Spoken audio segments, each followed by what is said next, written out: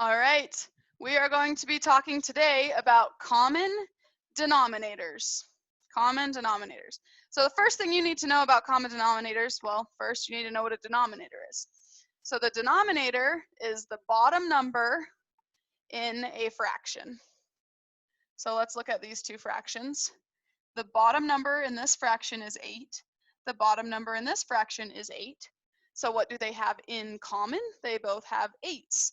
So that is what a common denominator is if the bottom numbers are the same. Okay, so over here, we've got an 8 and a 9. So those are not common denominators. They do not have common denominators. Okay, so we are going to talk about how do we get fractions to have common denominators. That's what I'm going to teach you today, and that is what your homework is going to consist of, is you doing that. Okay, so the first thing we're going to do example number 1. So we've got to rename 2/3 and 3/4 so that they have a common denominator of 12. Okay, rename 2/3 and 3/4 so they have a common denominator of 12.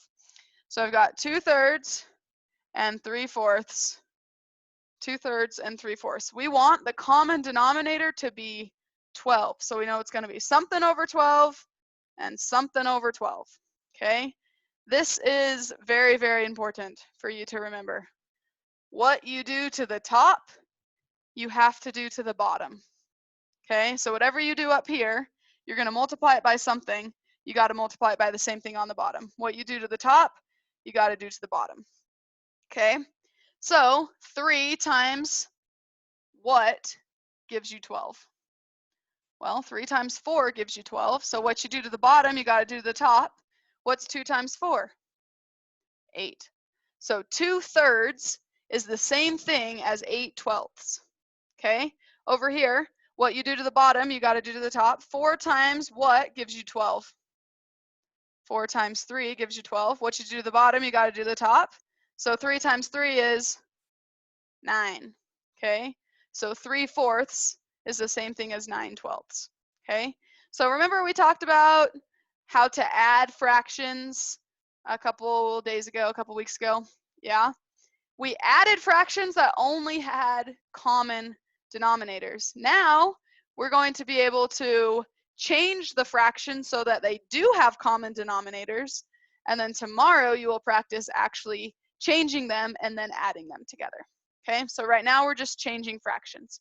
Okay, so we're just going to do a lot of practice. We're going to do a lot of practice. We're going to go to another page, and I'm just going to write out some fractions, and we're going to find common denominators for these fractions. So the first thing we're going to do, I'm going to give you these two fractions, 1/2 and 1/3.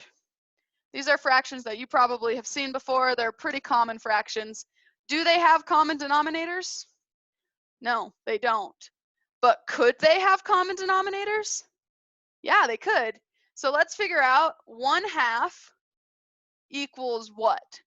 And 1/3 equals what? But we want the denominator of whatever we change 1/2 to and whatever we change 1/3 to equal the same thing. They have to be common denominators. Okay, so that means when we're changing the bottom number, it has to be something that you could divide by 2 and by 3. Okay, so this number on the bottom right here has to be divisible by 2 and 3. One of the best ways to do that is to just multiply the bottom two numbers. If you multiply 2 and 3, you get 6. So that's a pretty good start if you're trying to figure out what's the bottom number going to be. Well, 2 times 3 is 6, so let's try that. So we're going to put 6 on the bottom. Now we got to figure out what the top numbers are. Okay. What we do to the bottom, we got to do to the top. So 2 times what gives us 6? 2 times 3 gives us 6. So we got to do the same thing on the top. We've got to multiply by 3. So 1 times 3 is 3. Okay. 3 times what is 6? 3 times 2. So what you do to the bottom, you got to do to the top. So 1 times 2 is 2. Let me show you a picture that might help you to understand how do we know that these things equal the same. Okay, I'm going to pretend that those are even because I can draw really, really well. Okay, so 1/2, that's 1/2. Would you agree with that? 3/6. 1, 2, 3. Do you see how those are the same thing? 1/2 does equal 3/6. Okay, what you do to the bottom, you got to do to the top. It just helps you to break apart the pieces more evenly, or it helps you to break apart the pieces evenly, but it still is the same amount. If I said, I ate 1/2 of a cake and my brother ate 3/6 of a cake, who ate more? The answer would be, we ate the same, right? It's the same amount. I mean, he had 3 pieces, but I had one big piece that equaled the same size as his 3 pieces, right? Same thing with 1/3. We could do this. And 2/6. We've got 1/3 or 1/2/6. Same thing. They equal the same. Okay? I just want you to be able to see that. All right, now we're going to go a little bit faster. We're going to go through several of these problems real quick. So if you want to go back, if you're still a little confused, go watch the beginning of the video until now, and then we'll just do some more practices together. Okay? So this will erase. All right. So the next thing we're going to, or the next one that we're going to do, we are going to do 1/2 and 2/3. 1/2 and 2/3. What common denominator do we think we could have? What's a good common denominator? Probably 6 again, right? I would say probably 6. So I'm going to move this over so we have a little bit more room. Put 2/3 over here. So we want it to equal something over 6 equals something over 6. What we do to the top, we got to do the bottom. 2 times what gives us 6? 2 times 3, so we're going to multiply by 3, so that's 3. We already know that, right? We did that last time. 1/2 equals 3/6. 2 times 3 is 6, so times 2 at the top. 2 times 2 is 4. So 3/6 and 4/6 now have common denominators. So you can compare 1/2 and 2/3. You can compare those numbers. Have you ever seen a question that said, like, which one's bigger, 1/2 or 2/3? Well, you maybe didn't know, but if somebody asked you, which one's bigger, 3/6 or 4/6? You would know, well, 4/6 is bigger. So that's one way that you can do that.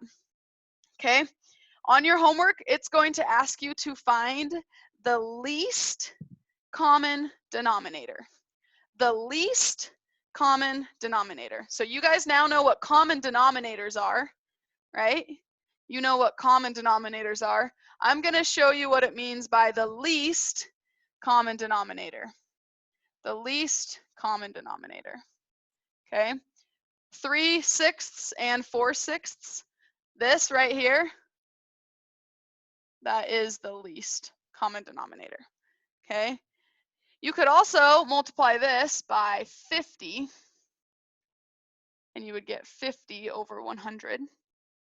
You could multiply this by, well, let's not do that one. Well, let's just actually talk about, oh no, it just erased and froze. All right, friends, well, we're gonna just do this. All right, I'm just gonna show you a different problem. I'm just gonna do 1/2. What we did on the other page, we had 3/6, right? And then the other one was 2/3, and we had 4/6 for that one. Okay, the least common denominator for 1/2 and 2/3, 1/2 and 2/3 is 6. That's the smallest it can get. So that's why it's called the least common denominator. Okay. Let's look at both of these. I'm gonna do it a little bit differently. Maybe that was good that that erased. Let's do this.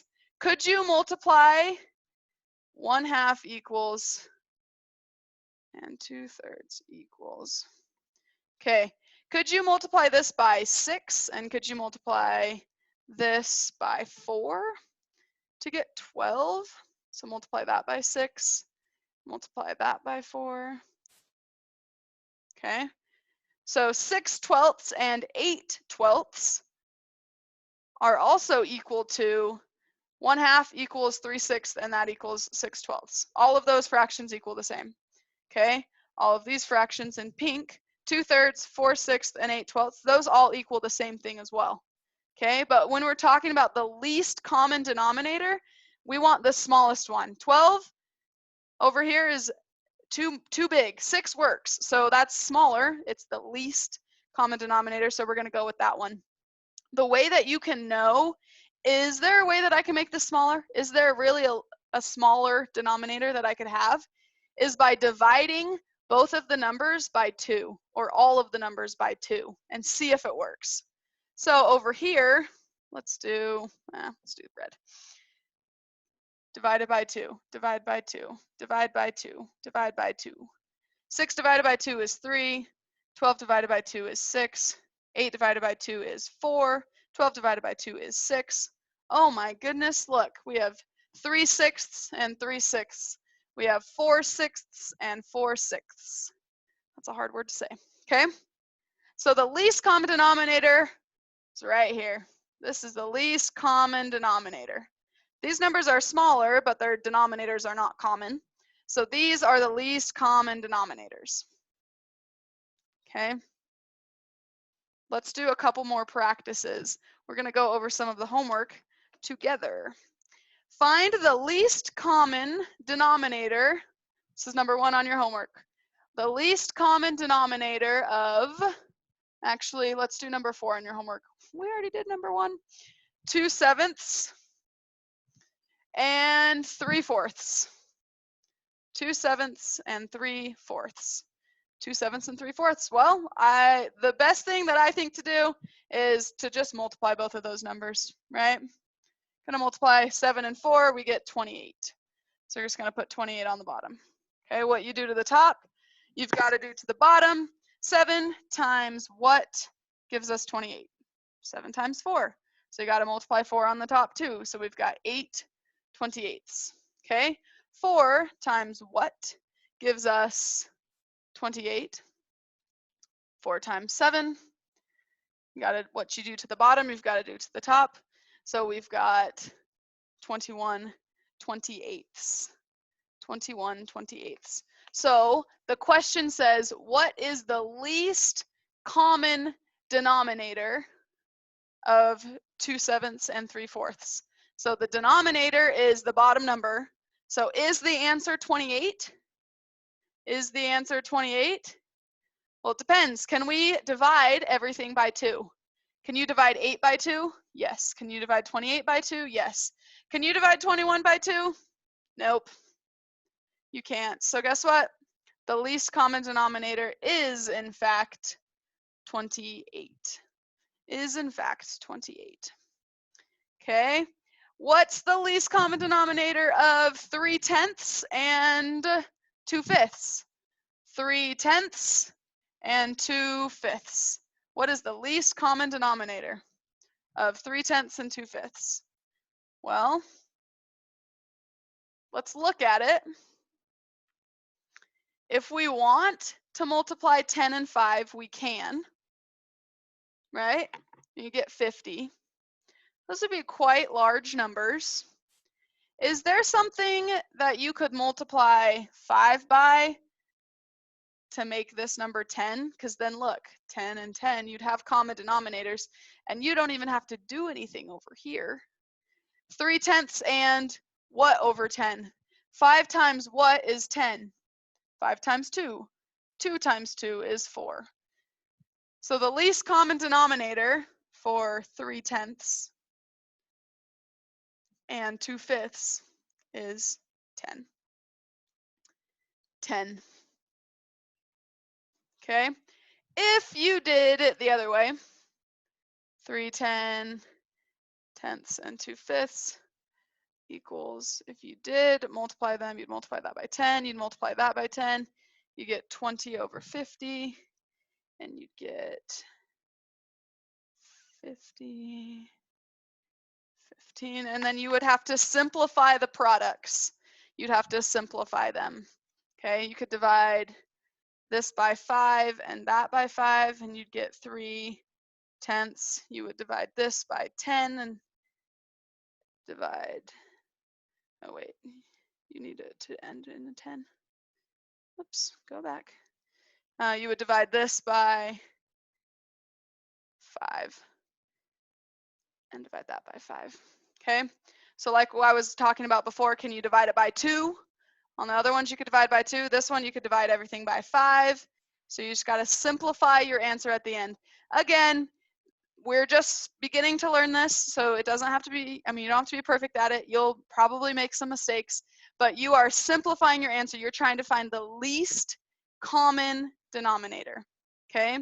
So a common denominator for this one is 50, but it's not the least common denominator. You got to make sure all of your answers are simplified. We talked about that a few weeks ago as well. They need to all be simplified, okay? Let's do one more. I know there's a lot going on. There's a lot to cover in this lesson.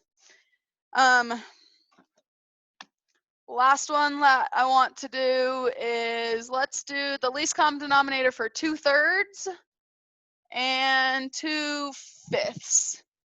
2/3 and 2/5. Okay? So 3 and 5. There's no way I could make my 3 a 5 or my 5 a 3. So I'm probably going to multiply 3/5. I got 15. So 5 times, what is 15? 5 times 3. Get a 6 up there. 3 times what is 15? 3 times 5. So we got to do the same thing on the top. So 2 times 5 is 10. So we've got 10/15 and 6/15. Is there a number that we could divide, that we can divide all of these numbers by?